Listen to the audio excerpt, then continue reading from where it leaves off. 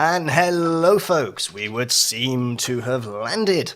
And hello, and welcome back to another Blizzard forecast. It is episode 8, I do believe. And we have the whole crew here, as you can see. Say hello, Trolden. Hi there. Say hello. Say hello, Blank. Hello, loves. And of course, say hello, the Parvinator. Hello, the Parvinator. The usage of Parv as a noun will continue. We have a multitude of things for you, and amongst other things, we might be doing a little bit of a giveaway later.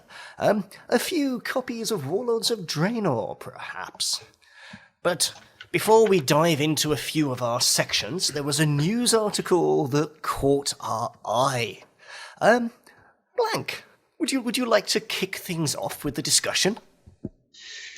We're gonna walk straight into the tournament and so there was a discussion that happened on PC Gamer about Hearthstone tournament, explaining why women are not allowed to play. Reddit's Hearthstone community kind of blew up earlier today.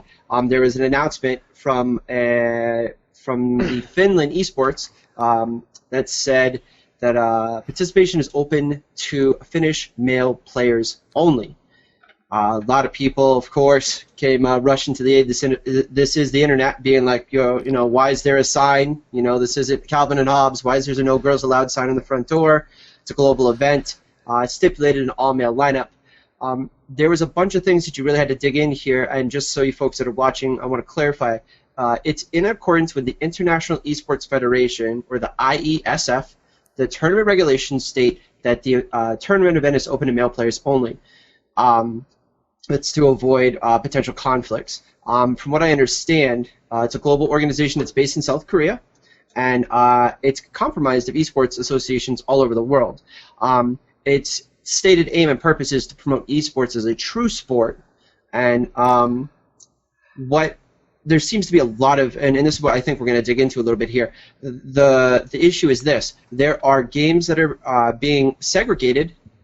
Because they're trying to say this, if this is professional, like it is with soccer or baseball, we have baseball, we have softball, which is the counter argument. We have male soccer, even for Olympics, we have males and females. These are professionals. So they have male competitors for Dota 2, StarCraft 2, Hearthstone, and then for females they have StarCraft 2, Tekken Tag Tournament 2 at this time. So let's just interject for a second here. Let me just make one quick point. Now, this is to you three, the four of us. If you think it's a good idea that males and females are segregated in esports, raise your hand now. I didn't think so. In a world where I can understand it in soccer, you're dealing with perhaps different levels of physical strength, stamina, and build. That argument by itself, you can argue against it. And I'm happy to argue against it, but at least you can understand a little bit of their rationale. But Trolden, can you think of any decent reason whatsoever why in Hearthstone we should be having boys versus girls? I think because we men are more lucky when we play Hearthstone. Trolden, I don't think you're ever going to get lucky again after making that statement live on the interwebs. Parvis, can you think of any valid point here they have at all? Or are they hiding behind a wall of smoke and mirrors? I think by conceding, saying oh, we want to legitimize, the sport in the eyes of, say, the sporting world. I mean, unless you believe, if you believe that this is a truly sexist thing to have done in Hearthstone, then my thought is, surely, I mean, I'm not saying it isn't, but surely then saying, boys and girls football, that should be sexist too, because you don't have a strength check. Any male, no matter how strong they are, can play football, and they can attempt to join those tournaments. So why place that on a female? There are stronger females than me in the world, easily. There are females that can run faster, females with better foot-eye coordination, all these things. They would do better than me. There's no reason for it. This isn't so much... I think there's a juxtaposition because in esports this hasn't really happened, and because on the surface of it, that argument doesn't hold weight at all, because if you click a mouse, you click a mouse. It doesn't matter. Yeah, I mean, I contend that I hold the arguments in sport are reasonably fallacious. Oh, it's big word of the day for segregation, full stop. But, at least in some physical sports, you can understand the basis for the argument, even if you disagree with it. But I why? can't even understand the basis for the argument here. But why though? Why? If people really wanted to play mixed sports, they would set up tournaments. The reason why they're segregated is because people prefer to watch segregated sports. That's really the reason, because the argument doesn't hold up. I'm going to play devil's advocate just to make this a little bit more enjoyable here, perhaps for people watching. When I was in the military, we had a difference between the physical test. Whereas I was a male, and to reach my 100%, I had to do 58 push-ups in 2 minutes. A female only had to do 26. Now, this is based on science, chemistry, all that sort of stuff, where they say, muscular density, things like that. We don't have that sort of science to back up those sort of claims, like males are faster with their reflexes than females, which is what you really need, eye-hand coordination for games, or even processing speed for a game, a card game like Hearthstone. So we don't have any sort of science to base it on.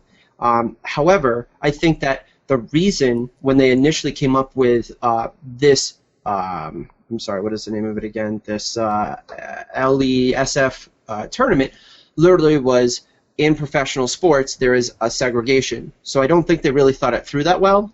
I think it was short-sighted on their part, and they were like, okay, well, females are going to want to play certain games, not other games. What I will tell you from personal experience is I've actually talked to, hung out with, and good friends with CG, who is Starslayer. And she actually came on another show here at MMOBuff and talked about how she was world ranked and kicked butt at Guitar Hero. And a lot of people were like, oh, what are you here for? You're here to cheer people on? She's like, no, I'm here to kick your butts. No, she didn't say that. She's a sweetheart. But, like, you know what I mean? Like, she was there, she ranked, she kicked butt. There is the potential for mixed competitions, but I think, again, it was short-sighted. They were like, oh, professional players are all divided, so that's what we'll do with our stuff. More than likely, in the next couple months, if not really soon, you may see this change because enough people are going to talk about it. Okay, but what I mean is that if the SLF are saying, because we want to make Hearthstone, of the same standard as professional sports, really, like, if their argument is sexist, all sports are sexist, and I'm fine to say that as well. I mean, really, it is just a sexist argument. I mean, there's, for instance, in the UK now, one of the top Dota teams in the UK has a female member that plays, and that's absolutely fine. There's no problem with it. Like, females can join in and play, with all the men. There's no difference. Like, there's no requirement of strength. But the difference in the army is that there is a quantified test. They have made a standard. There is no quantified test or standard to how whether you can win a game or not. Yeah, I mean, it almost feels ridiculous to have to say, well, any female can play Hearthstone. It's almost insulting to make the statement. It's so blindingly obvious. What the is going on when an international organization trying to represent gaming takes that stance? It's idiotic. Hopefully we can put the links out there somewhere to the various places where people can point out they don't think that's the greatest idea in the world. And maybe those people that are watching can join in the commentary. Anyway, with that note, that's our We're Annoyed by This of the Week segment. But it's time to say goodbye to a couple of these faces. Parvis, I do believe it's time for us to talk heroes. It's talkie time. Famous time. Talkie time with Parvis. Are you going to read us a bedtime story, Parvis? Yes. Oh, sorry, you liked it a bit. Could I say that again?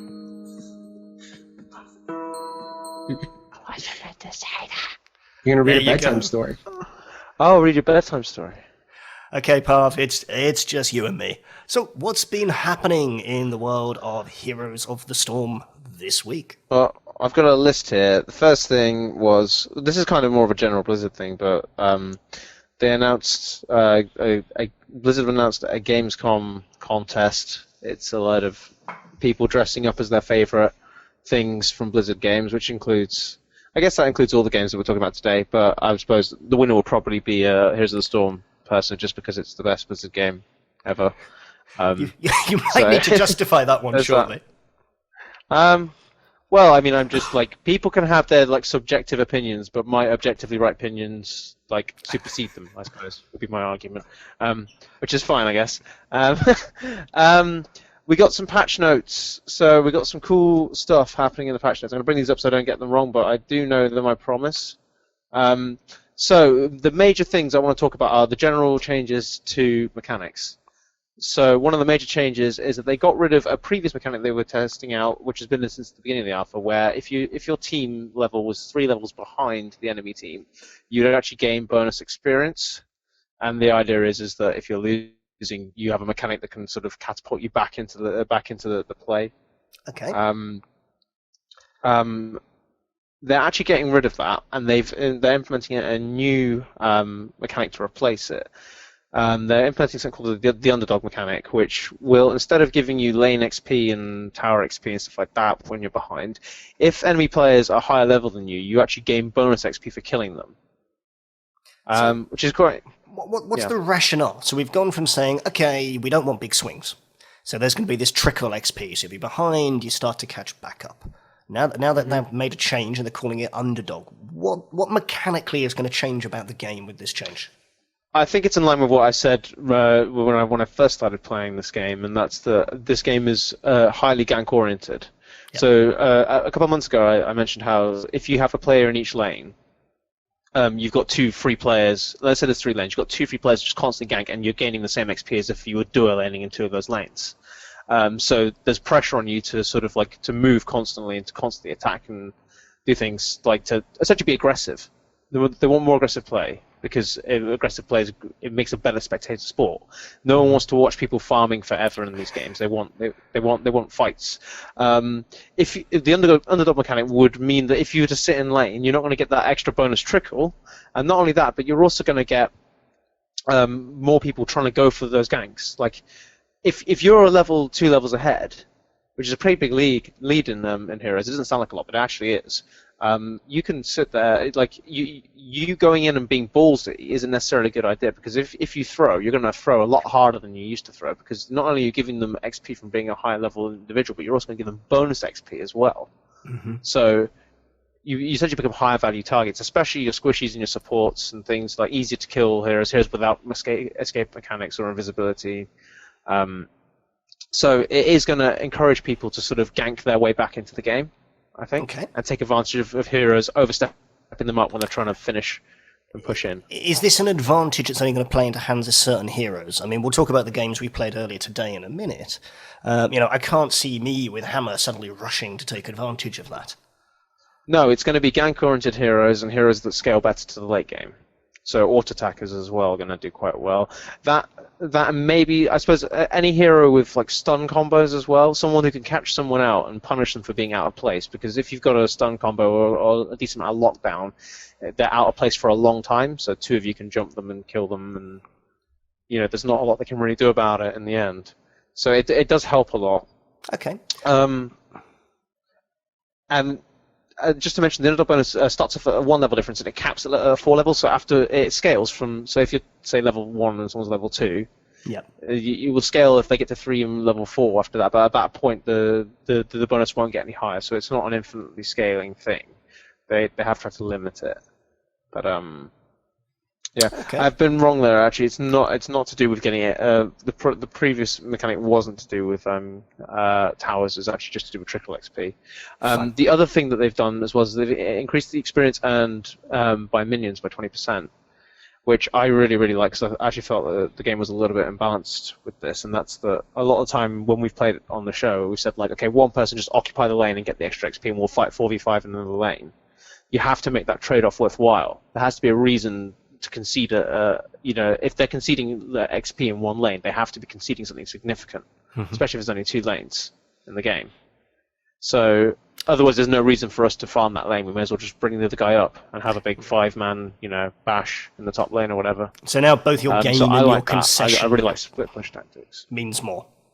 And before we go back into split pushing, because we found some interesting traits on the new hero, there are a couple more things we have just to dig into. What else do we have? Yeah, there are. I guess there's a few balancing changes that were made. There was a few updates to game UI as well with kill streaks. Kill streak meter was added. The talent selection has been changed slightly, made a bit more clear. These are, to be honest, these are small things. Though. These are just there hasn't been major UI changes. I think if you haven't logged in 3 weeks, you won't notice too much of a UI change. But they're just tidying up more and more and taking feedback from people. The big major thing that's happened is Zagara, the new hero, has been added in.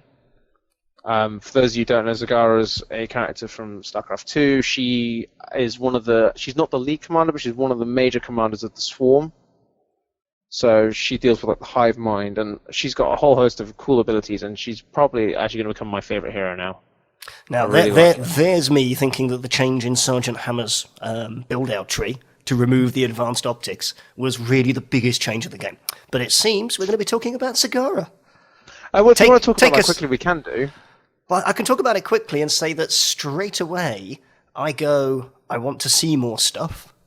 I want to have more chance of running away because I've got this little slow tanky-tonky thing. And I can't. Which kind of makes me go, yikes. I think, honestly, though, I think they're still deciding what Sergeant Hammer's going to do.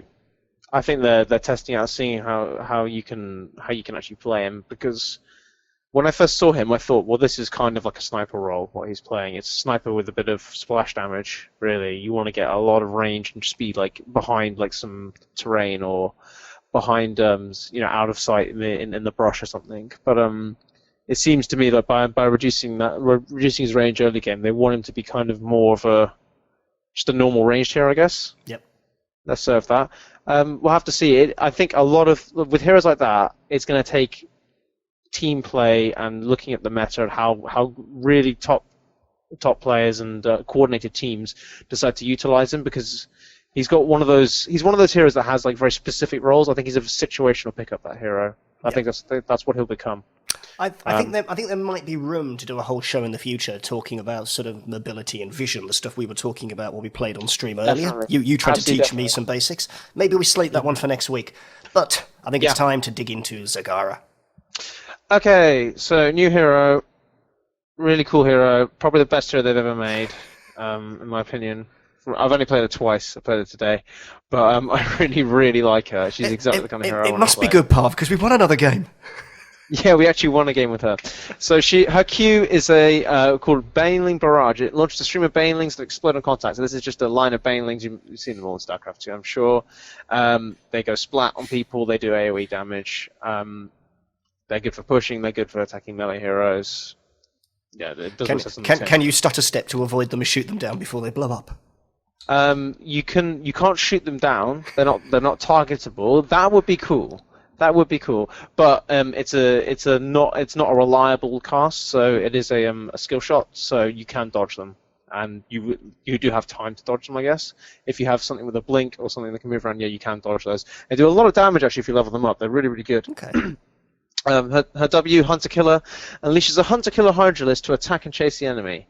You just set a Hydralisk on them and it runs at them and attacks them. You can't attack the Hydralisk. Oh, maybe you can actually. I have to pay attention to that next time I play her.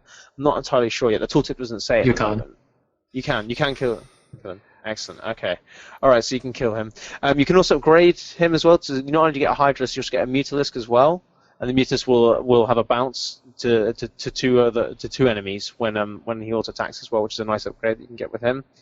I haven't really skilled into that very much because I've been playing her as a pushy build, and that's more of like a single target DPS sort of thing. Her E, Infested Drop. It bombards an area with a drop pod, a Zerg drop, and it creates some roaches, and they push the lane that they land in.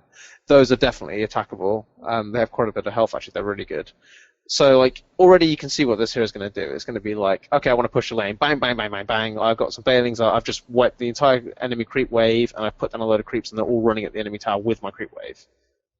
That's how I see it being played. She's like the hero that if you leave her alone, she's going to put a lot of pressure really quickly. She's going to blow all her cooldowns and get it down. Other thing she has is she has her passive trait, which isn't actually passive, but I always call them passive traits. Every hero has a trait in Here's the Storm. She puts down creep tumors. People who play StarCraft will pretty much know what these do. So they give you increased movement speed. You can put down like 3 at the beginning. I think you can upgrade to 4 or 5 with talents if you want to. They also give you regen as well. They give you health regen to creeps, friendly creeps that land on it as well. So they're really nice for laning, and as well you put one down when you're pushing, you're buffing your creeps. They last a bit longer against the towers. You get a bit more damage off. So that's really nice. Also as well, if you have a line of them, especially early game, people might come and try and gank you when you push, but with the increased movement speed, you can get back pretty quickly as well. You can run a lot faster than them, so they can help you escape a lot. So you can sort of attack, make them move, then pull back, and just keep doing that. Keep the enemy like running in between lanes and wasting time. Okay, so let's say you're playing heroes.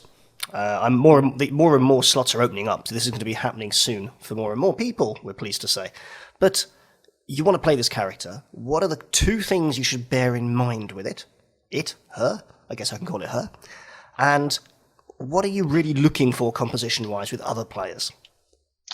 I think if I was going to draft a team with Zagara in it, I would pick 4 big wombo combo what are they called? Teamfight heroes. I would pick like heroes like Arthas, just any Raynor, anyone with a big AOE that can.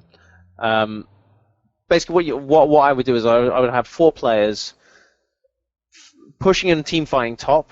Say on one end of the map, so say in the top lane, and then you'd have a Nidus Worm network. Nidus Worm, her ultimate, she's 2 ultimate blades. I should explain this before we go into this. Nidus network, so she can put down a worm and then another worm elsewhere, and then she can seamlessly travel between the 2. So that's really cool. I mean, I think that's awesome. It's not quite as overpowered as I thought it was going to be because she has to manually place them nearby, so she has to travel to places to place them, and that also puts down creep around it as well. The other thing she can do with her ultimate is get Devouring Maw, which is a giant maw. It's basically just a claw that comes out the ground. It's a Zerg sort of like mouth that comes out and damages whatever's in the area. And it also it technically disjoints the player model as well for that few seconds as well. So it is a type of crowd control as well, but obviously you can't do extra DPS while that's been contained. So what I would draft is I would draft some big wombo combo team fight as 4 people, and I would. Basically, I would push one lane, ideally in communication with these people, and you can tell them to sort of push at the same rate. And then the enemy team either has to have very good counter push to deal with this, so they can either put one hero that can just sort of kill the creep wave again and again and again against your 4-man push and gank the Zagara, or B, they're going to have to 5-man fight top. And even if your team loses 4v5, they can go 1-for-1, try and kill for every one they die, and you've still got a Zagara taking towers the other side, so you profit. It's a big principle in MOBA is that you want to have 2 things going on at the same time. The enemy team needs to react to 2 separate things at once. Any more than that, and it gets a bit greedy, and you don't seem to do things as well. But 2 seems to be the magic number. Okay, we'll see what happens with that. Now, is there anything that you'd want to one last thought and a couple of questions, and we'll move on. Obviously, we're talking about the ability for this character to split push, something it can do really well. If you're going to concentrate on that as a mechanic, is there any particular way you build it out? Is there anything you partner it with? Is there any strategy putting 2 good split pushers on a map and trying to cover 3 lanes? Or is that just getting into silly territory? Well, I mean, it remains to be seen from my experience in the game, because I haven't been with enough coordinated stacks to work this out, and I think there's got to be a lot more suitable heroes to do it as well. This is I'm playing here the way I kind of hope that Abathur would pan out, but Abathur hasn't panned out that way for me. But I do think it's a case of, when you're in these team fights, you either build so you can get to the team fights, and then you just use whatever spells you have, or you make sure you're at the team fight and you build into team fight abilities. You can't really do both. You couldn't say not take the Nidus Worm and take the Devourer instead, and just build all split push abilities and not be there and expect to be able to run across the map. That's not going to work. That's a common mistake people do. Also, people get too greedy as well. They'll over push while no one's pressuring the top 4, and they'll wonder why they get ganked by 3 people. It's because they just, you know what I mean? They have to. That's why it's important they push at the same rate and apply pressure at the same time. You want to make them have to make a decision so they concede something. Not just swing across and pick up everything. Because what they'll do is they'll just kill you if you're in the bot lane, and then they'll just all swing top. And fight 5v4, and then you haven't taken that tower, and they'll probably win the team fight. It's a great way to lose games. It requires a lot of map awareness to do this, and you need to have an idea as to what you're looking out for as well. A good way to deal with it is counter pushing heroes and really like mobile ganking heroes as well, because mobile ganking heroes can get across the map quickly, and they can also like Zagara, like from what I've played of her, she's pretty squishy. She can pop out a lot of damage, but she's not the best. You wouldn't want her at the front of a team fight, put it that way. Fair enough. So let's finish with a question, and this one is from Rakachi2. If you are an experienced MOBA player, I think you qualify as that, Parv. Just a little bit more experience than me. 2,500 hours in Dota 2, and then I got 300 wins in League. So I think I don't know. I was AFK for most of that though. You're not supposed to tell people that bit. I don't think I'm really good. I think I've got some experience though. Yes. Yeah. Okay. So as an experienced player in a MOBA player, how do you compare Heroes of the Storm with Heroes of Newerth and Dota 2? Split the difference. Okay, well, there's a lot of comparisons you can make between Dota 2 and Heroes of Newerth for a start. I'm going to choose Heroes of Newerth. Actually, no, should I choose Dota 2? It's more relevant. Heroes of Newerth is a more extreme example, because Heroes of Newerth is very, very unfriendly to new players, just because of the way the community is structured. Or at least when I played that game for 2 years. It may have changed now. I know they went freemium models and all that stuff. But actually, let's stick with Dota 2, because I know it currently. Dota 2 is free to play. Heroes of the Storm will probably be free to play, so there's not much comparison there. You don't have to buy heroes in Dota 2. You do in Heroes of the Storm, although you can buy them with in-game currency that's earned, a lot like Riot system and pretty much any freemium system that goes now, microtransactions. As far as gameplay goes, Heroes of the Storm, you'll be probably feeling more competent a lot more quickly, and by that I mean it's recommended by a lot of people that you spend 2 weeks playing bot games in Dota 2 before you start playing with your friends, because you're not going to be able to have any fun. Heroes is definitely the kind of game that you could probably get into you play the tutorial, you'll probably be ready within a day to play. And they do take you through a series of tiers, but it doesn't take very long to play that minimum number of games in each segment. There are less mechanics to worry about. You don't have to worry about denies and last hits. Lane control is a lot simpler as a result of that as well. You can wipe out creeps with your spells, but that's about it. You can't pull jungle creeps into the lane to do that. Although you can obviously get mercenaries and push out, which is a mechanic that you don't have in a lot of other MOBAs. But overall, I'd say the games are shorter in Heroes. You're going to fall out with your friends less in Heroes as well, I think. Well, I don't know. It depends how angry you are as a person. We'll have to see. We've not managed to fall out yet on stream, despite how badly I play. We actually won. We actually won earlier today. It's great. I'm so excited. I almost destroyed this studio. It's just this wild explosion. These new emotions. Indeed. What is this winning thing all about? Anyway, no, we hope to do more winning in the future. But talking of winning, that sounds somewhat like a segue to me. And that is the fact that Parv, very shortly, we're going to be giving some of these away. And I do believe, well, to you, we might be able to make sure you get one, but to everyone watching the show, boys and girls get into this competition, by the way, I'd just like to make that very, very clear. We're giving away a few copies of Warlords of Draenor. And, lovely. And we even, if someone is stuck without mop, we have a Mizpah Pandera copy to give away as well. Ooh. So, we has stuff. And very shortly, we'll be talking to Blank about all things to do with Warcraft. And to do, of course, with Warlords of Draenor. And we might be doing a giveaway or 3. But before that, Parv, I do believe you need to go and disappear. Someone's booked you to read them a bedtime story, I believe. So you need to head off. Well, my world-famous short stories are very much in demand, and yeah, unfortunately, I got to commission. Like money's money in the end. I've said my piece here, but I'm gonna have to leave you early today. Fabulous. So, unfortunately, Parv, you're not going to be with us in the post-show, but thank you for your words of wisdom and your insight. And I just want people to hear me. Indeed. I just want to talk at people, and they have to listen. I can't possibly imagine that happening at all. So we're going to say goodbye to the Parvis. Quick bit of camera. Parvoir. Oh, Parvoir. Parvoir. My apologies. Parvoir. So a quick bit of camera jiggery pokery is just about to take place while the transition goes on. we're going to pop back to 3 different friendly faces before we dive into Hearthstone. Thank you, Parv. Bye-bye, Papa.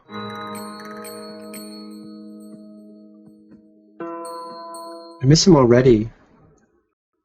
Well, that could possibly happen. I can't imagine why.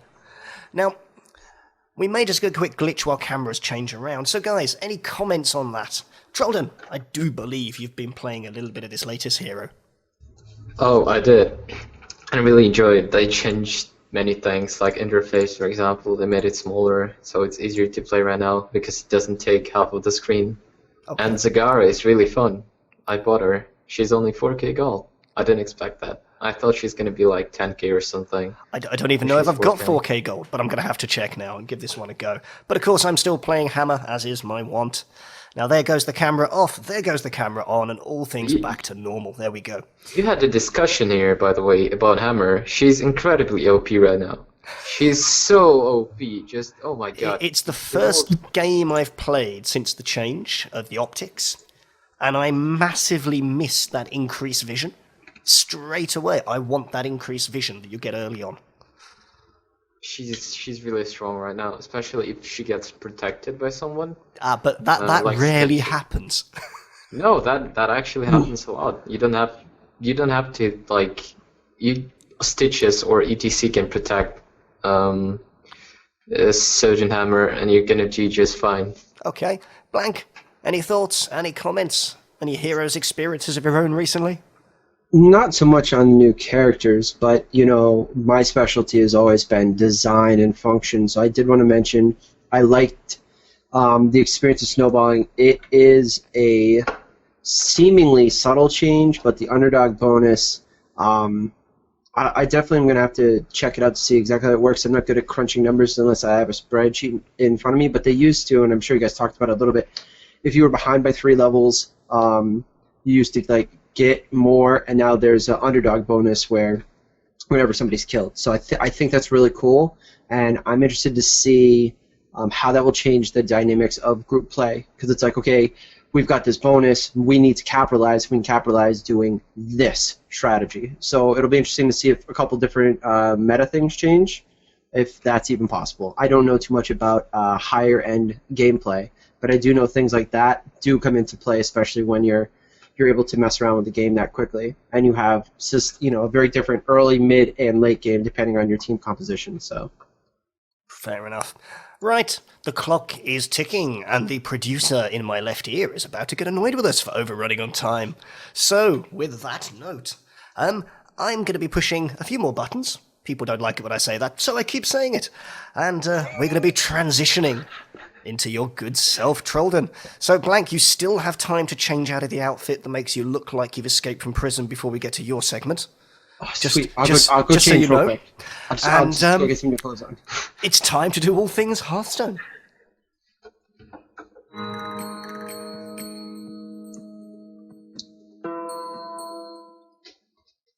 There we go, Trolden. We've sent Blank off to change out of his prison outfit. We'll see. Awesome. I've got no idea. He's probably going to come back wearing the fairy princess castle or something now. We'll have to see what actually happens. But this is one of our changes. And we've decided to transition to all things live for Hearthstone. But before we do anything else, what has been happening on the cards this week? Take us through it. So many things have happened this week. Not really, but still. For example, they've announced new priest card. I think that was previous week. It's called Dark Cultist. It's a 3 mana card, 3 damage for health. And it's incredible because it gives priest that early game. Yep. Would have been better if it was 2 mana, because they have 3 mana drops right now, like Ancient Blade Master, for example. And they lack the strong 2-drop. But still, Dark Cultist is a great card. It's one of the strongest 3-drops in the game right now. So I think priests are going to be one of the top classes when Hearthstone X Ramos comes out. It's basically 3/7. You just need another card to play with it, and you're going to do just fine. Okay, where do you feel priests are now in the game? Because at the end of the last season, I was sitting at about rank 12 and just ran into priest after priest after priest after priest. Is this just my own personal recollection because they were beating me? Or Yes. are there a ton of them around at the moment? No priest run. The problem with the priests is that they lose to Miracle Rogue deck. For those who don't know, Miracle Rogue is a deck that plays around Leroy Jenkins and Gadgets on Auctioneer. They try to draw into as many cards as possible using Gadgets hand and casting spells that cost no mana at all. Yep. And handlocks. And both of these decks are really strong against priest. So even though on DreamHack, for example, the recent tournament, Amos played as priest, and he managed to win a game against Handlock and a Miracle Rogue, it doesn't usually happen. So priest is a pretty weak matchup against many classes at the moment. Okay, Well, I'm we'll see playing more of them. Sunshine Hunter, so I was having fun and games with it. But anyway, Trolden, more news. Take us through it. More news. So the season 3 has ended, and you can get rainbow card back, which looks like rainbow. Yep. I'm not gonna talk about that. Like the Black Temple card back is so good. I'm not gonna change that. And they introduced a new card back, which is Naxxramas one, and they promised that they're gonna release Naxxramas Curse of Naxxramas Adventure in July, which is amazing. It's gonna be pretty soon. Because that's kind of nowish. Yeah. Well, there's still about 30 so- odd days to go. We're a little while to wait yet, but we hope to bring you something interesting very soon. Maybe a little bit ahead of the curve. We'll have to wait and see. So yeah, basically, if Blizzard said that they're going to release in July, it's probably going to be 31st of July or something like that. I would imagine. Yeah. I'm hoping it's they- not the 32nd. That would upset me. Yeah, and you shouldn't, like, it's not 100% info. Like, they told us that they're going to announce prices for Ghost of Naxxramas on 1st of July, but then they were like, oh, those are not ready. Go away. That does lead on to one interesting thing. I mean, they didn't quite say go away. Obviously, the community want transparency. We want to know what's happening, when is it going to happen. You know, we probably want to know lots of things we don't need to know, because that's the way of things. But of course, then if they share plans can change. And they've got to be able to change plans. You know, you have to react to what's happening. So there's this balance between how much information do they share and how upset do people get if things change after they've said something. Is that a fair reaction from us, or should they keep sharing things that change? One of the things that people discussed on Reddit is that they don't want to announce prices too early because Curse of Naxxramas might be overpriced. And they want to reduce the negative feedback from the community. So it's going to be like maybe a week or a few days. So they want to announce prices as late as possible. They're bad. This was one of the things. Okay, so that you want to consider. Cards on the table, Trolden, we'd like your guess. What cost should a wing be? We know the first one's free, and then we know you're going to pay for each episode, I believe, from that point onwards. So basically, during the whole thing, since the announcement of Curse of Naxxramas on Blankspace, there were 2 leaks. First one was some Chinese website where they said that the first wing is going to cost 500, the next one is going to cost 1k, then 1k and a half, and then 2k, which is like incredible. If they're going to do that, it's going to be retarded. I'm just going to straight say that. It's going to be expensive. I mean, are many people sitting on 2, 3.5, 4, 4.5k in gold right now? No, that's not going to be expensive. That's going to be idiotic. Like, I cannot imagine Curse of Naxxramas having a price of a full game. So it's going to be like 5k gold or something. If that's going to be 5k gold, that's around a price for a full game, which you're not going to do. And imagine getting 5k gold in the game. That's going to take forever. The more reasonable price is around 500 gold, because you can get that gold if you play enough weekly. So for example, let's say you want to unlock the first wing. You played for a week, you got 500 gold, you unlocked it. Then you play for another week, and you gotta play another wing. So it seems logical and really fair, and I hopefully they'll do that. But in other league was that each wing is going to cost 600, which isn't that much. I'm still okay with that price. That So doesn't seem basically, yeah. terrible. I mean, if you think of it in terms of arenas, it's what, 4 arena entries? So that doesn't. No. It's like 6 packs, but when you think about it, each wing is going to give you 5 cards. Okay. Yep. With the duplicates, so let's say 8 cards, and 1 legendary, and it's going to be guaranteed. So I think it's a fair It's not deal. a bad trade-off. I mean, I still think of it in terms of, I always think of gold in terms of how many arena entries is this. I think of gold as how many packs I can buy. Apart from buying a set of packs at the beginning, I'm yet to do it again. So we shall see. The only thing I spend gold on is arenas. Now, Yeah, so hopefully they'll do the right thing, because this is the first time they're doing something like that, and if they overprice it, it might go really wrong, and I hope it won't. we'll see what happens. So, I mean, I think there's going to be an awful lot of demand to get playing it. So of course, yeah, it's going to be really fun. We're going to get to that soon, now, because do you want to yeah. dig into one of those leaks now, then, Trolden? yeah, I'm of pick up course. anything else. Okay, so I'm going to make your marvellous face disappear. I'll apologise to your hordes of fans right now. And I'm going to replace it with some screenshots. Now, of course, we're playing catch-up for a second for you to be able to see the screen we've got up. Now, we should state very, very clearly that a few people may have seen these screens. They've been on PC Gamer, they've been in other places. We've taken these out of an Imager album. These have not been confirmed as being accurate. I've seen people say that they were clearly a mock-up. I've seen people say they were a leak. If this is a player mock-up, it's a very, very good one. It's What are your thoughts on it?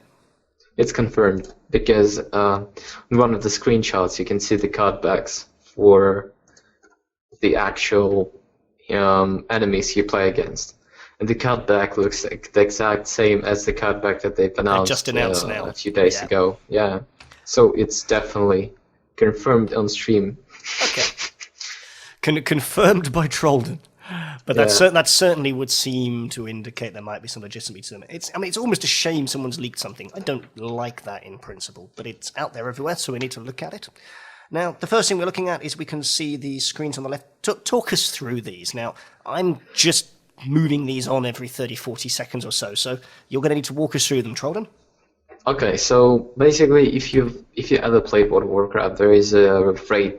It was 40 man raid in Classic, in Vanilla WoW, and it's 10 or 25 man right now. So basically, it has 4 wings, 4 quarters, and the main one were with 2 bosses. And it's going to work the same in Curse of Naxxramas, and bosses will have similar strategies. For example, on one of the screenshots, we can see Patchwork, and it's written there, Patchwork is soon together from adventurers who can defeat Lord Wakacho. So when you look at the screenshot with his abilities, he has a hook, which deals 5 damage, and has 9 charges. And it has a death rattle. I'm not sure what exactly the death rattle is. It's either get a new weapon or kills an enemy. I'm not sure right now. If it's going to be the heroic strike he used to do, there'll be some upset tanks that get one-shotted. I used to adore Naxxramas is still my favourite raid in anything, anywhere. But maybe I'm just strange, and 20-man Nax just was never the same as the original 40-man.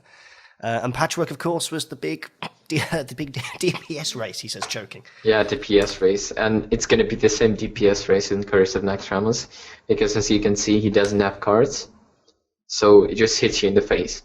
And as far as I know, his hero power deals 4 damage, or just straight up kills minion, but it costs 4 mana.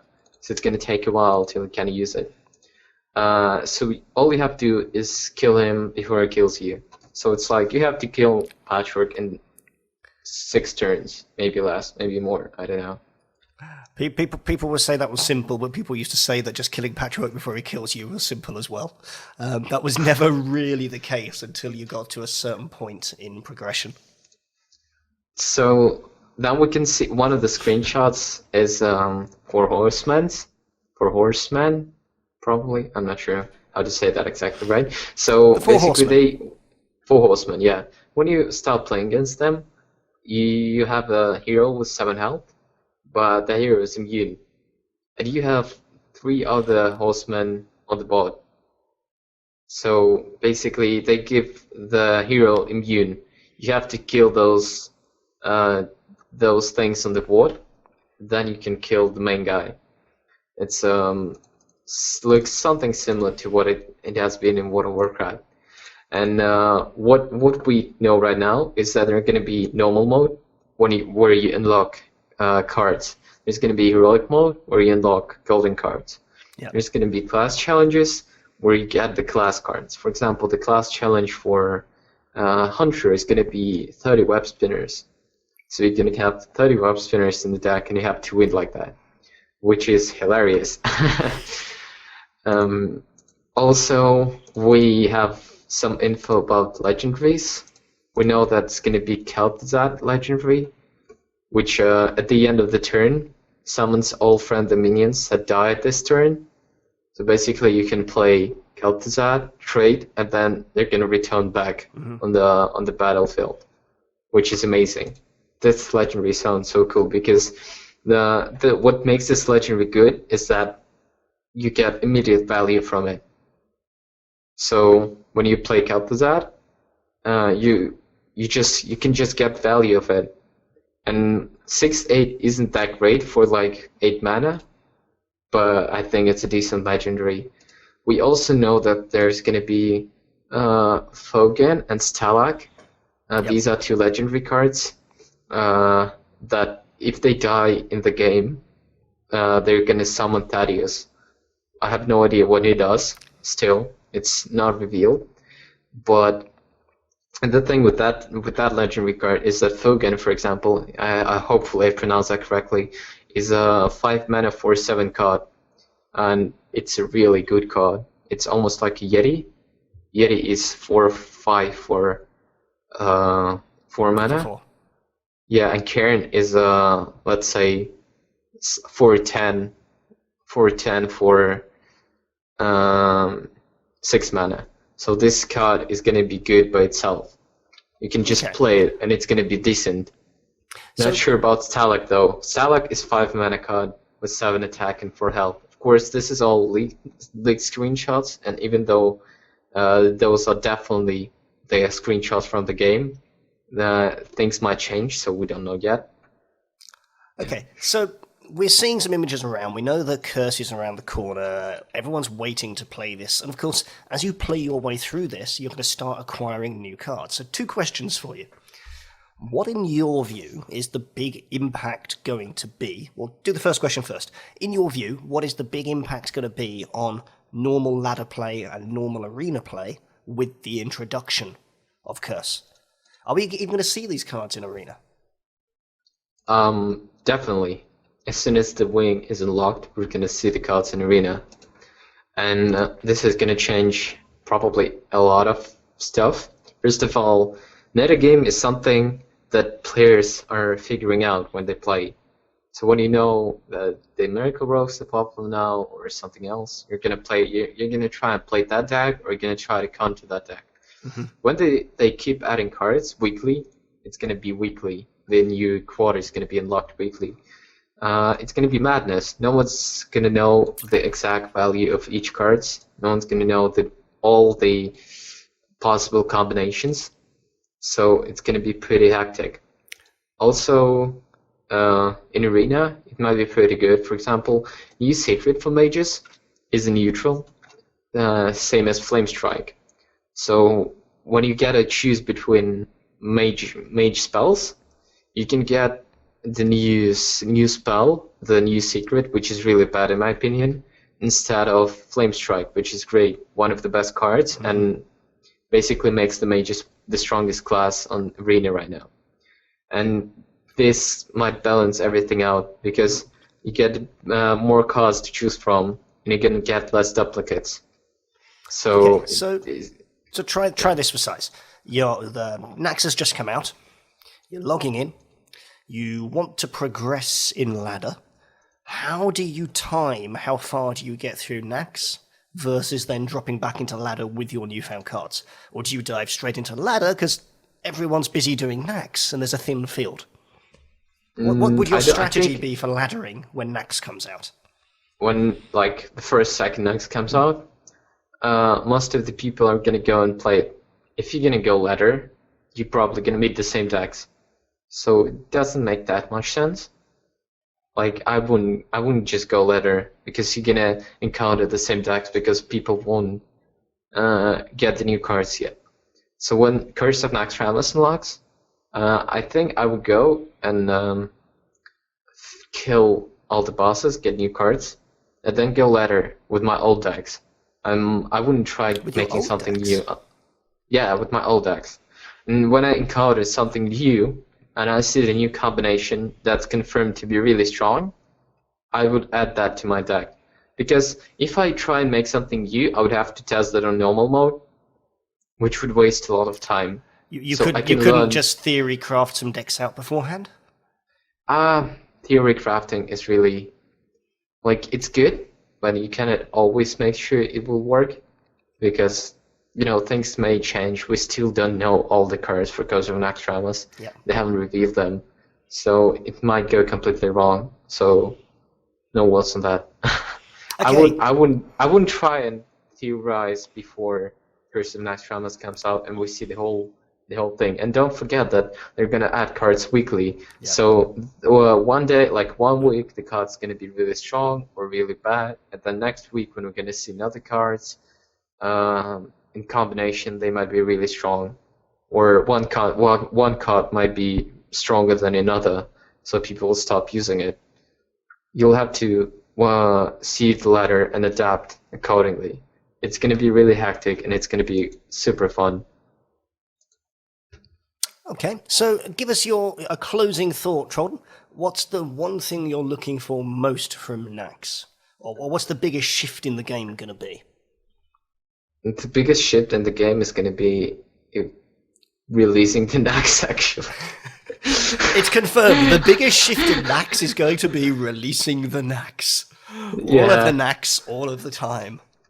Because, it's probably going to be in July, but we don't know yet. It might be in August. It might be in 2016. It's Blizzard. They're known for taking their time. Yeah. But seriously, though, I really hope that they release new cards, that they're going to shake up the metagame, and that they're going to try and keep up with new cards, like maybe Eldor, maybe another raid. So we get new cards to play with, and the metagame doesn't become that stale right now. Yeah, I mean, so we do already know. Is the same.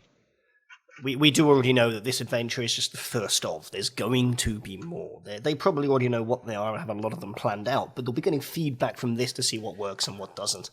And over time, we'll keep seeing the game shift. Now, I should also add that probably they're going to release new content faster, because making new adventure is really hard, because you have to set up the prices, you have to figure out how you're going to get golden cards, you're going to have to figure out how to get class cards and all of that. When you have interface, when you have the system ready, it's easier to produce content.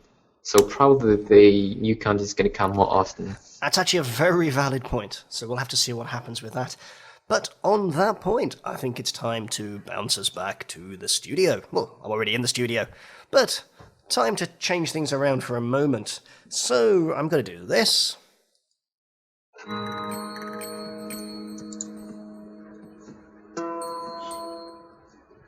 Followed by this. It's Blank! And he looks like he has actually now fully been released from prison. I'm a brand new man. I did my time. I'm a new Viking King. Excellent. What can I say? The Viking King is dead. Long live the Viking King. Blank, any thoughts on Nax?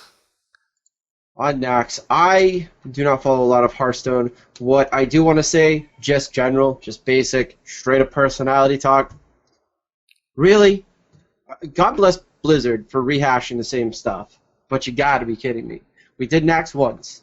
We did Nax twice. Now we're doing Nax in Hearthstone. I can't wait. I can't wait for them to come out with something else and be like, guess what you're going to do in it? It's Nax. You've never heard of it before. It's got 4 wings, guys.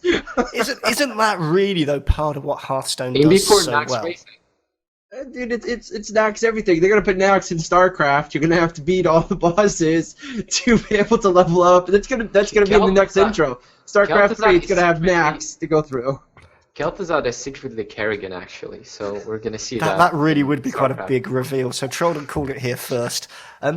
I've actually loved the fact that it's Nax. My best raiding experiences to date were Nax. And one of the things that Hearthstone does so well is it evokes all the memories of all the Blizzard games you've played before. And to me, that's one of its strengths.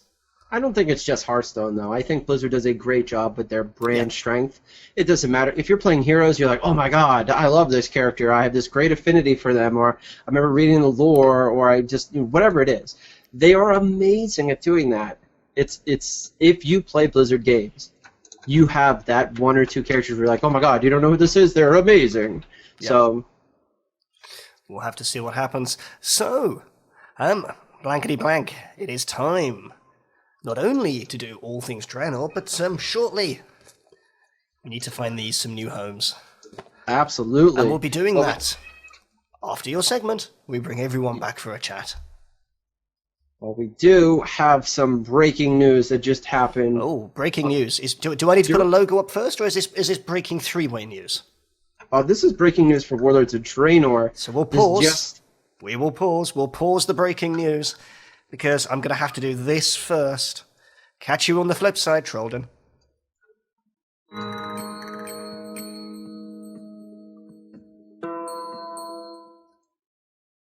There we go, Blank. You can now do breaking news. Breaking news. PvP stuff. They've always had tank sets in PvP kind of be a problem, especially with Raid of Battlegrounds, but it's always been kind of really good, really bad. Vengeance is going to be removed. So what they've said here is that they're built basically to be amazing at soaking damage in PvE. In PvP, it's problematic. In the upcoming beta build, they're going to try to debuff that increases tank damage taken by 25% from other players. It's important. Tank damage will be taken by 25% from other players. It's important to understand that this is not an attempt to make tank specs inviable in PvP. It's quite the opposite. Now, Blank, are you currently being trolled by the Viking princess? Oh, you should see this face. Do you want to see this face? Let's see this face. Oh, why are you hiding your face now? This is not a new character in Warlords of Draenor. It must be added. This is the Viking princess. She needs me to go do something really quickly. But I did want to do this breaking news really quick. Shh, you need to be quiet. You need to be quiet. Sit down, please. I need to sit down. Actually, if you could start into auction houses real quick, I will be right back. Absolutely can. What I'm going to do is I'm going to do this. Trolden, you get to play the role of Blank for a few minutes. But you're still muted, so you will need to unmute yourself I have so much first. to talk about. There we go. I did unmute myself. You did. Auction houses, I believe, were just mentioned. Yeah, so they basically merging auction houses between factions in the game. So Alliance and Horde have like you had in Gadget Sound, for example. You had auction house for both Alliance and Horde. So they're gonna make the same thing in Orgrimmar and Stormwind. So trading between factions is the thing now.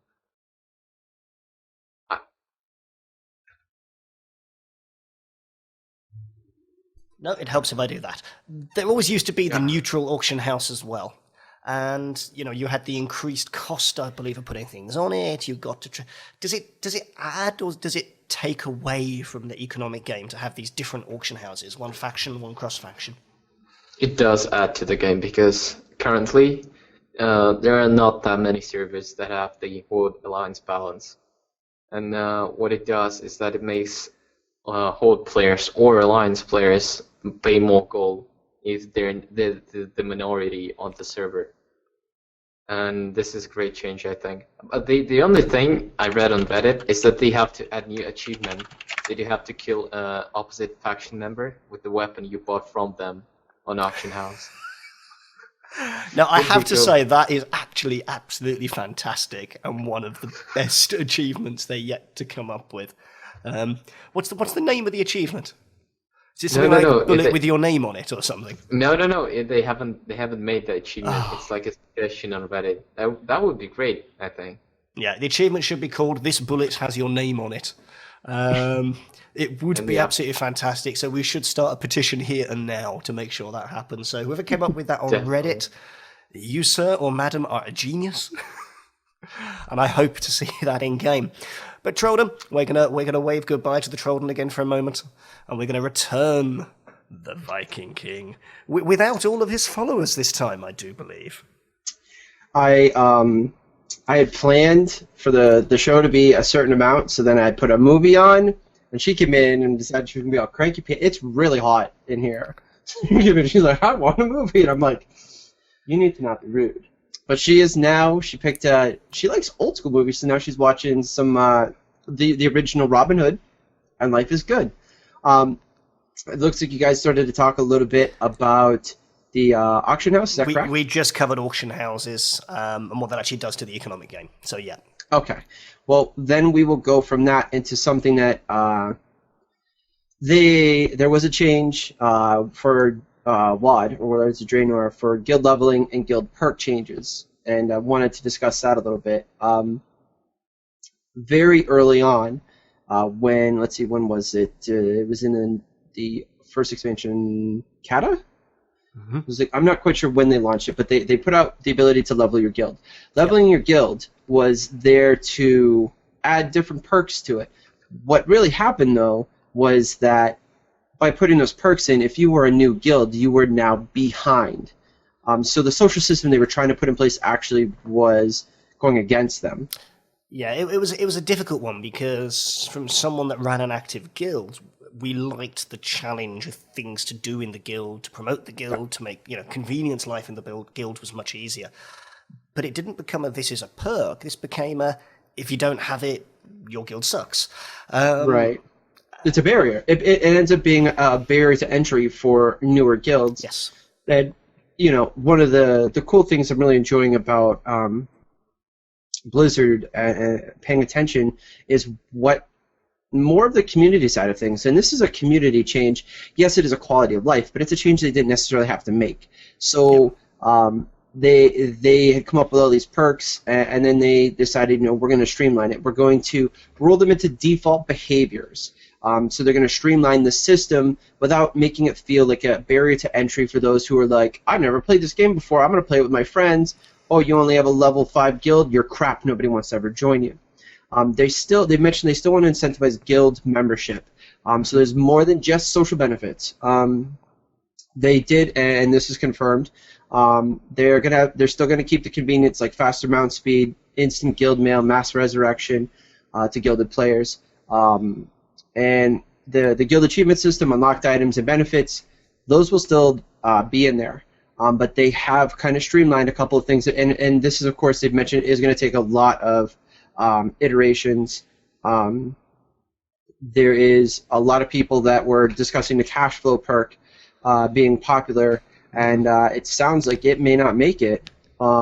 It is divisive with a has not. That's the problem with that particular perk. But the balance is, of course, there's a counter-argument, and the counter-argument is that we put all tons of time, work, and effort in as a gilded community. If there is not a strong if we can't separate ourselves from others, what's the point of the effort? Right, and it's a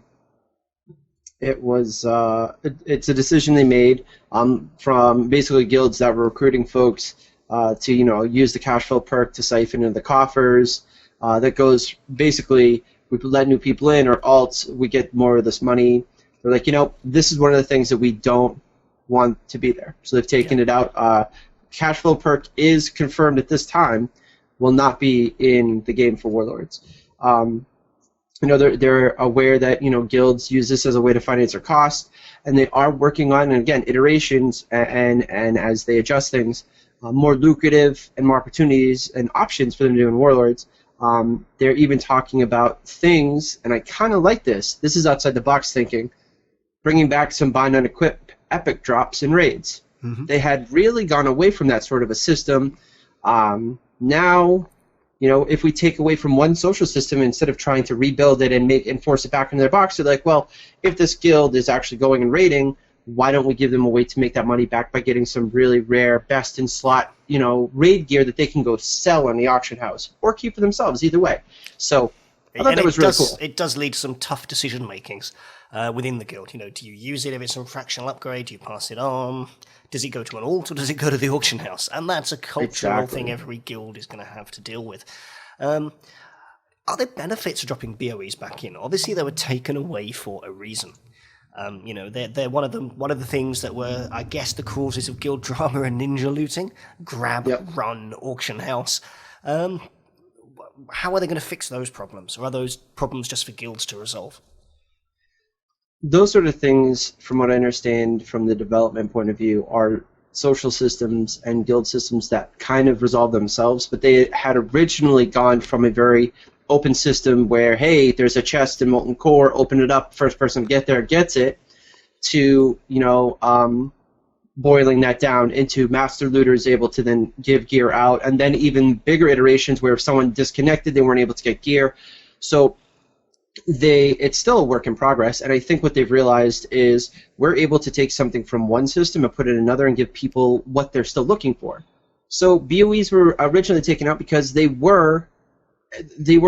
really there as a cash incentive. It's an econ system. Mm-hmm. As a developer, that goes under economics. There are the developers who are in charge of that, and they get to say whether itemization gets to have these items or not. So basically, they're like, you don't get these items anymore because you have a social system in place that's giving the guilds the money they need to then craft these sort of items, or be able to purchase the sort of things to offset it, like the enchantments and the gemming and stuff like that. Now, it's going to make sense that if they're going to take that away, oh, we don't have guild repairs, but we just sold this massively expensive sword. Yep. Now we can put that back in the bank, and everybody can repair for the next week. That sort of a thing. So I think that it's a good choice, and it will come down to it will be the guilds to decide, but the econ has put it there for them to decide what they want to do. It is up to them to manage their own money, their own economic systems internally. Hey, if you want to give that to an alt, that's fine, but we gave it to you in that system because we took it from you in another one. Yeah, and that indeed makes sense. And from my perspective, from a guild, choice is good, and you'll have guilds make smart choices and guilds make not so smart choices, and that is life. Now, one thing we have that we want to dig into, I believe, Blank, before we head back to a multi-way conversation and start to give some of these codes away, is going to be beta. Now, That's you right. put a couple of notes down. Do elaborate, good sir. Well, right now, they did some new episode stuff for Warlords of Draenor that's been out. They started talking about the Draenor story. They've talked about the story, and a lot of this is lore stuff, so you guys are going to have to bear with me. There were earlier versions of Old Draenor, what they were going to use for Zangarmarsh. Some concept art ended up getting, nuked there. They have a lot of new model stuff, and the Undead Female, I don't believe there's animations, but there are some stuff. I will try to find a link for you folks. People got really upset. The team, people are really involved with these characters because they've played them for so long, and when the upgrades have been made, some folks have gotten really upset, which is why I believe they did that trolley one back a ways ago that had the really messed up looking model. They've been talking to some of the machinima authors to see what they can do with the new models, to then also see them in action. I think that actually helps them with their process from the art team side. And they discussed, how the NPCs are benefiting from these new models, and these touch-ups are actually helping people have a deeper sense of lore and enjoyment of the game. There was, on more of an in-game sort of stuff, garrisons will take gold and some sort of garrison resource, like wood and stone to upgrade. Garrisons are an individual thing, because if it was a guild thing first, guild leaders would take it all, take all the fun parts. Literally, that was one of the things. That's literally, they were like, they made garrisons, an individual thing, because when it's a guild thing, it's different. And those are, again, that actually comes down to social systems. If you have a guild hall, it's a different thing than letting somebody have their own garrison. And Mythic rating is in the news. 15 player sizes was discussed.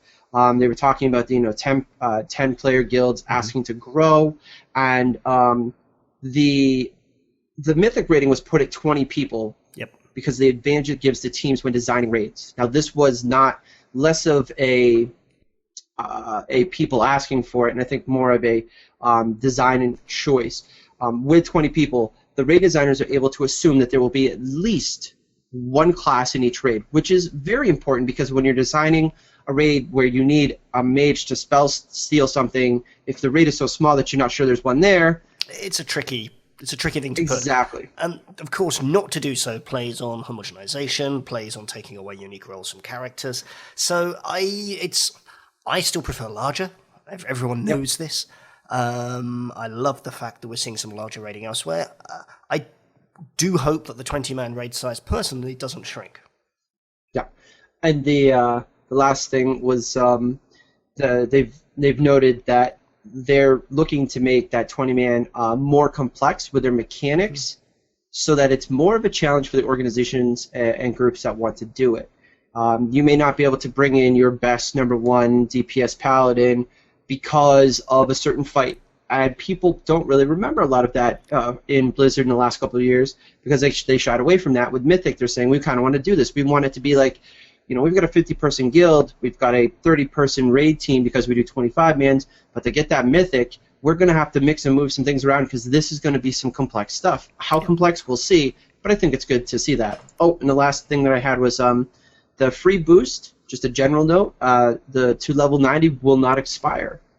You can boost any character to level 90, and there's no level requirement. That was another confirmation that I got. So create that level 1 Worgen and off it goes, or whatever it is you decide to do. Now, I think, Blank, it's time for us to bounce back to the studio. We may still talk about a few more things, and I know there's some people in the chat that are wondering what we're going to be doing with these. So, here we go. Let me do this first of all.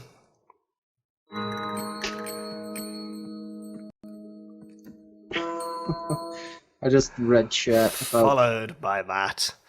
Nice. Apparently, Blank, you've already decided that certain people are going to win. I see.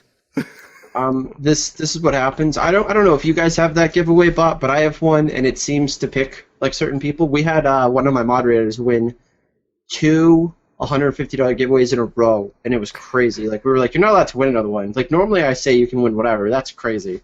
So, yeah, how are we doing the giveaway today, Mizpah? Let me explain what we're doing. First of all, I need to decide how many of these to give away. How many shall these give away today? Well, I'm definitely going to give away one. We might give away a second one. Let's see what the numbers do. If the numbers grow, we'll give away a second one. Otherwise, we'll give away one. And we'll have more stuff to go as time goes on. More than just copies of fully released games. Keep your eyes on the channel over the next week. Keep your eye on some random games that are going to be played, and of course social media. We're going to be ramping things up going forwards. Now, as to how we're going to do this, this is where I'm going to introduce you to a new voice that hopefully is listening. Say hello, Mr. Producer. Hello, I'm the producer. There you go. Now, we all know that a producer is nothing but fair and equitable, and therefore we remove all possibilities of anything being done that's not above board. But no, all joking aside, we're using automated systems. My rolling system doesn't work, so we'll have Blank do it. Okay. And that's the person that should be doing it that now isn't. I can pick up on this, but ideally, Blank, if you can do so, then we'll run it that way round with the people that are active. All right. Well, the best part about having about 36 people here is people have got a very high chance of winning. So before we push that magic button, what I want to know from the chat is For people that are looking to play WoD, what is the feature of Draenor that they're looking for most? What is the thing about the new expansion that's got them excited? What is it? What are you waiting for? Trolden, what are you waiting for in Warlords? Oh, I was already typing that in the chat. Well, you can carry thought on. it's like it's the new character models. I think that's gonna be the best change for me at least. It's gonna make the game look fresh, and it's gonna make it easier for the creators to make cinematics and game cinematics, which look amazing, like a Garage 5.4 trailer, for example. Okay, well, we'll see. We'll see what happens. I've already got a new personal favourite moment, which is early on in the beta, which is the moment I sent a peon to go and chop down a tree, and I got the voiceover going, "Work, work." And it just took me straight the way back to the Warcraft RTSs, and I was laughing my head off. Blank, how about you?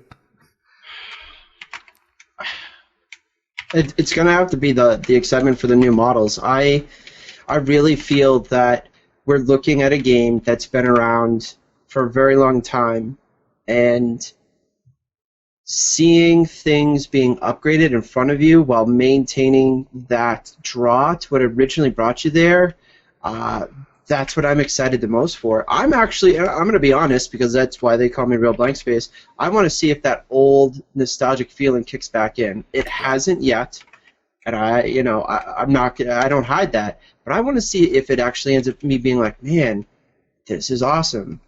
Because I have a feeling that a little bit of art can change everything. It changes everything around you. That's your visually what you're seeing. So. Yeah. I mean, the art is a big deal. I'm waiting to dive a little deeper into raiding. You know, that's always my draw. And I'll be very keen to see what that can actually offer. If I can get back the highs from Nax or the highs from Muldoir heroic stuff, then yeah, that'll be good. That'll be good stuff on my part. So, enough talking. Are there some people in the channel that would like to win a copy of Warlords of Draenor? Trolden, you don't count, I'm afraid. Can I just say here for the record, Mr. Producer, myself, Trolden, and Blank, we are excluded. So, should our names come up, I will cry foul, and there will be a reroll, just so we all know this, and we're clear and upfront about it. I took all of the folks that were here in chat, that were active and discussing, that had an account. I put them like I used to do on random.org, and the first role in the first person has been posted in chat. Don't call it out yet. Who is it? Let us see. It is... Which chat did you put it in, Blank? Our channel chat? Yes. I have to see which one. There are so many chat channels. Yeah, I'll put it right here too. Just put it into the... It's in Twitch chat. Twitch chat. There we go. Who do we have? We'll see if they say anything. Yep, looks like they said me as soon as I put it in Twitch chat. So I'm assuming that means you want us to give it to somebody else, right? Yeah, we could give it to someone else. So, congratulations, Pop from Hells. If you see this here, this is yours. Now, we've got a screenshot of that, please, Blank, so the name is Absolute. I would request, Pops from Hells, can you please send a message to MMOBuff? Include your details so we can send this to you. If we do not get a PM from you, we will not be sending this to you because we're not psychic and we don't know where to send it until you tell us. So, send those details in. Do me one favor, please. Once you have, what we'll do, we'll have a conversation with you. We'll see if you want the box or just the code. We'll treat it accordingly and send it out. Once you've got that, please hit up social media and let people know that you really did get the prize, because that's important. And we want to see you in game. We want to see you using it. So there you go. So there you go. This now belongs to Pops from Hell. I'm going to put that over here. Congratulations, by the way. That's really cool. It is. I'm going to save this picture and send this right now along to Mizpah here. Fabulous. Go tell your friends. And we're Fun just, stuff here. I do remember, and I should have kept this screenshot. I remember when I was streaming, and you'll chuckle to this, Trolden, when Hearthstone first came out, and I was giving away, I think, about 30 Hearthstone sort of beta keys, so like really early on, and people were going crazy for them with the way that I've like never really seen before. And I'm streaming the game, and we have about 3,500 people watching the stream. And I'm attempting to play Hearthstone, making a complete mess of it generally, but having fun. And we gave a key away, and there was a winner, and the person had this really obscure sort of hieroglyphic name. And I said, yeah, sure, okay, great, I've got that. Send me your details, and I'll make sure you get the key. I received 19 PMs. I think I showed you this screenshot of people that had taken the name and had changed like the 1 to the L or the 0 to the O, or put in a space or taken out a space or changed. Yep. Tried to make it look like the person and gone, yay, I'm me, I've won, send me the stuff. So we're really careful with this now. We take screenshots. We've learnt. And I go out of my way to make sure people that play idiotic games like that, A, don't get anything, and B, get banned on the channel. It's a much nicer way of doing it.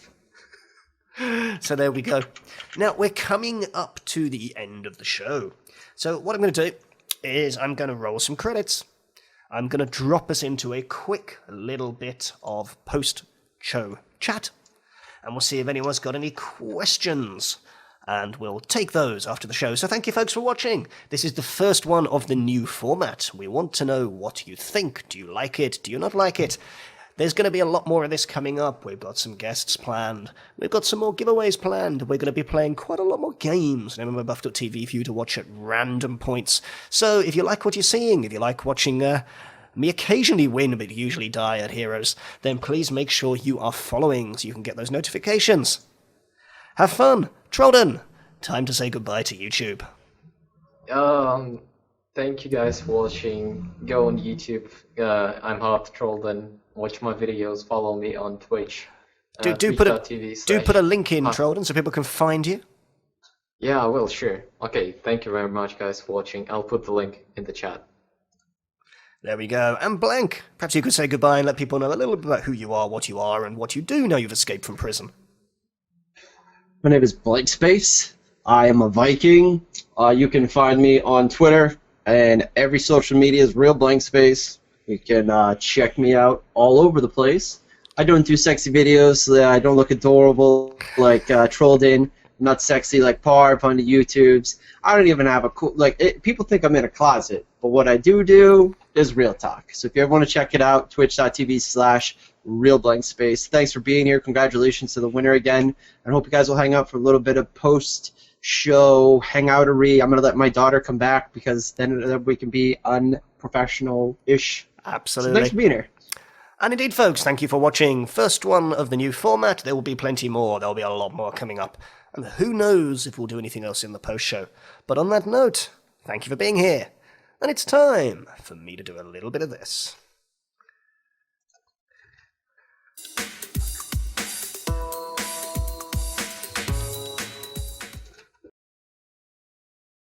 Greetings, everyone. Thanks for watching Episode 8 Blizzard Bonanza of the Blizzard Forecast, Mizpah, Parv, Blankspace, and Hearth Trolden. If you like what you've seen, please click like, share, and subscribe. Of course, click on the link above and you can watch the previous episode and leave us comments below. We're trying to improve for your benefit.